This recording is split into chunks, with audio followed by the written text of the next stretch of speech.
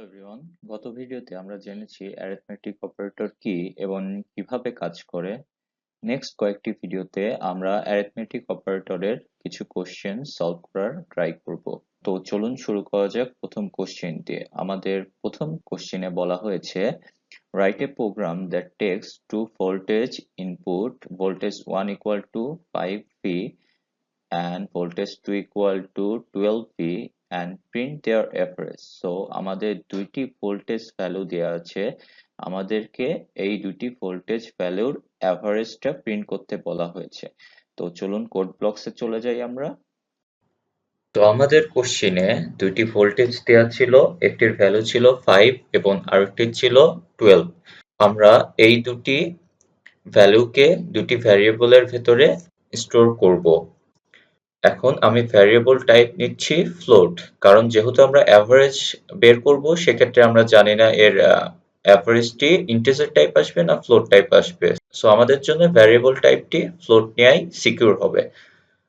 So আমি variable declare করছি float, ভ্যারিয়েবলের নাম দিচ্ছি v1, এটির ভেতরে 5 স্টোর করছি।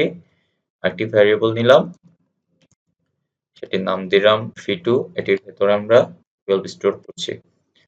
এখন আমাদেরকে অ্যাভারেজ নির্ণয় করতে হবে। সো আমি আরেকটি ভ্যারিয়েবল নিচ্ছি অ্যাভারেজ নামে, এটির ভেতরে আমি v1 এবং v2 এর যেটি অ্যাভারেজ আসে, অ্যাভারেজ ভ্যালু আসে সেটিকে রাখবো। সো v1 প্লাস v2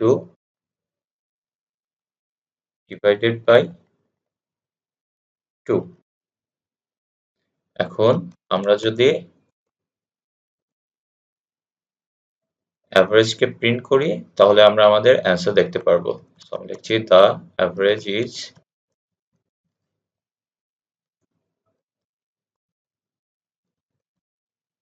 এখন যদি আমরা এটিকে রান করি তাহলে আমরা 5 এবং 12 এর অ্যাভারেজ দেখতে পারবো। এটিকে আমরা অন্যভাবে করতে পারতাম, সেটি হলো এই যে অ্যান্সারটি, এটিকে আমরা অ্যাভারেজের ভেতরে না রেখে, অর্থাৎ অ্যাভারেজ ভ্যারিয়েবলের ভেতরে না রেখে সরাসরি